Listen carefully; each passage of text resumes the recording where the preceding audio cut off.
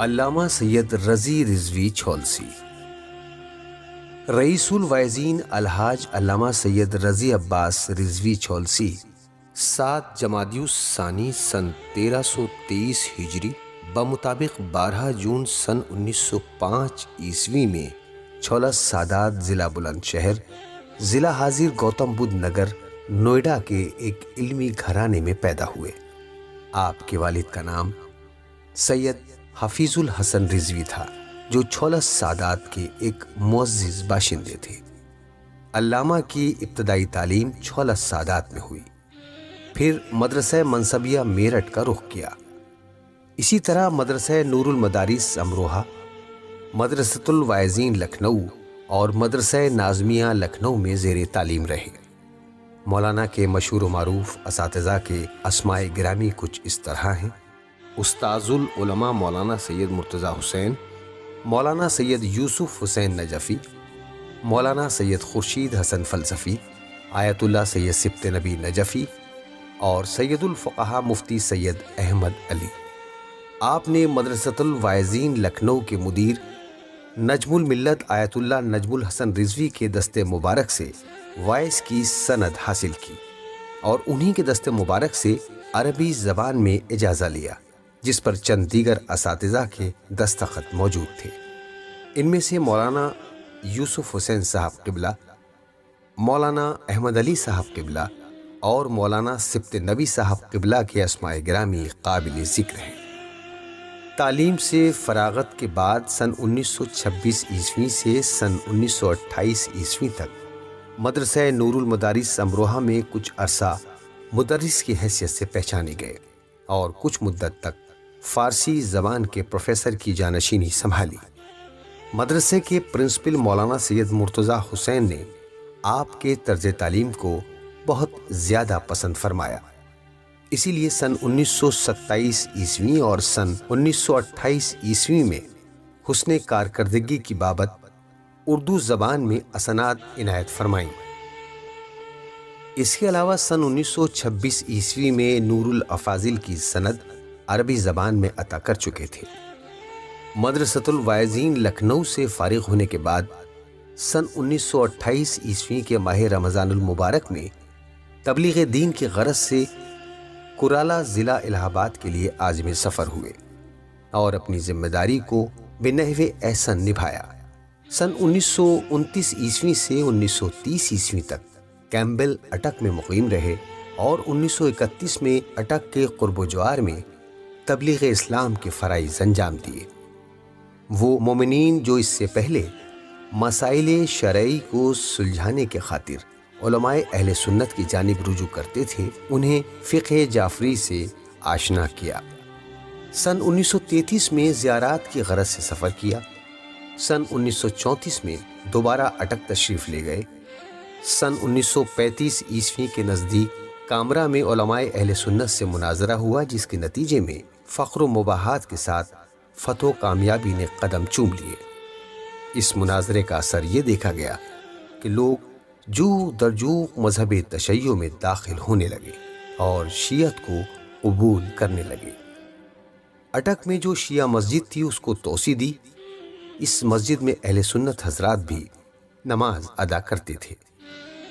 مولانا نے توسیع کے بعد اس خوف کے پیش نظر کہ شیعہ و اہل سنت میں فساد کا سبب قرار نہ پائے، تاریخی قطع بھی مرقوم فرمایا جو اس طرح ہے: مسجد جامع سادات جلیل، جس کی ہے بزم حسینی یا کفیل، فضل حق سے ہوئی تکمیل تمام، شکر کیجئے رضی نیک انجام، کہیے تاریخ بلا کاریگری، مسجد حقہ اثنا عشری۔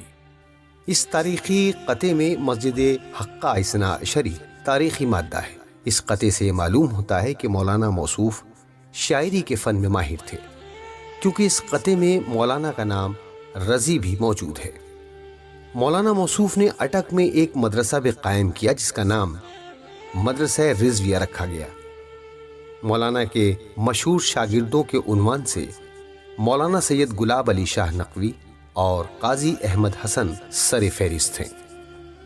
آپ نے قوم تشیع کی فلاح و بہبود کے پیش نظر ملت تشیع کے درس اخلاق کا خصوصی اہتمام کیا، اور اس درس کا اثر یہ ہوا کہ دین اسلام کی ترویج و اشاعت کا مزید زمینہ فراہم ہو گیا۔